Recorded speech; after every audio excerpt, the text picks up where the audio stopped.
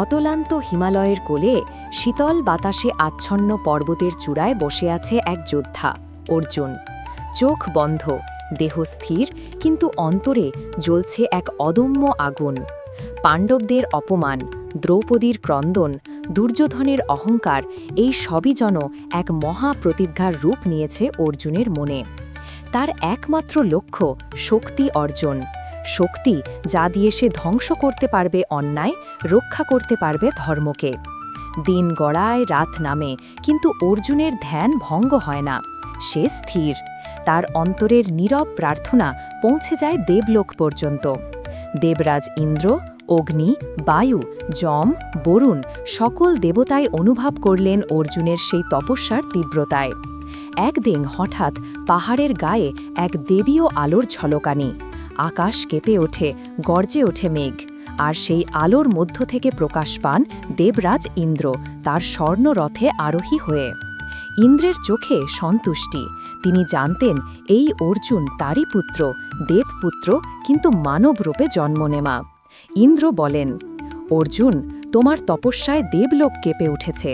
তুমি যোগ্য, তুমি ধর্মপথের যোদ্ধা। আমি তোমাকে দেবরাজ্যের দূতি, জ্যোতি ও বীর্যের আশীর্বাদ প্রদান করছি। এক এক করে উপস্থিত হলেন অগ্নিদেব, বায়ুদেব, বরুণ, যম এবং কুবের। প্রত্যেক দেবতা অর্জুনকে আশীর্বাদ করলেন তাদের নিজ নিজ শক্তি দিয়ে। অগ্নিদেব বললেন, তোমার বাণ যেন আমার অগ্নির মতো জ্বলে, অন্যায়কে ভস্ম করে। বায়ুদেব বললেন, তোমার তীর চলক বাতাসের গতিতে, শত্রুর হৃদয়ে পৌঁছাক অনিবার্য শক্তিতে। বরুণদেব বললেন, তোমার দৃষ্টি হোক স্বচ্ছ, মন হোক প্রশান্ত, সিদ্ধান্ত হোক গভীর সমুদ্রের মতো। যমদেব বললেন, তোমার বিচার হোক নিরপেক্ষ, ন্যায়ের পথে যেন কখনো বিচলিত না হও। কুবের বললেন, তোমার হৃদয় হোক ধনের মতো মূল্যবান, কিন্তু অহংকার যেন স্পর্শ না করে। দেবতাদের বরদান পেয়ে অর্জুনের শরীর জ্বলে উঠল অমোঘ দীপ্তিতে। তার দেহ থেকে নির্গত আলো যেন সূর্যের প্রতিফলন।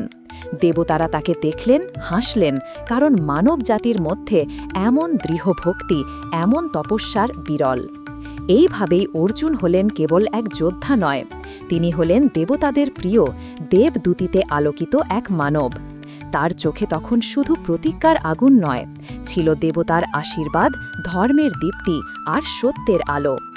যে অর্জুন একসময় ছিল কেবল তীরন্দাজ, আজ সে হলেন এক দিব্য যোদ্ধা, যার অন্তরে বাস করত দেবতাদের শক্তি ও মহাদেবের কৃপা। এই ছিল আজকের ছোট গল্প, দেবতাদের থেকে দূতি লাভ অর্জুন। এরকম পৌরাণিক ও ঐতিহাসিক গল্প পেতে চ্যানেলটি সাবস্ক্রাইব করুন। বং টার্ন।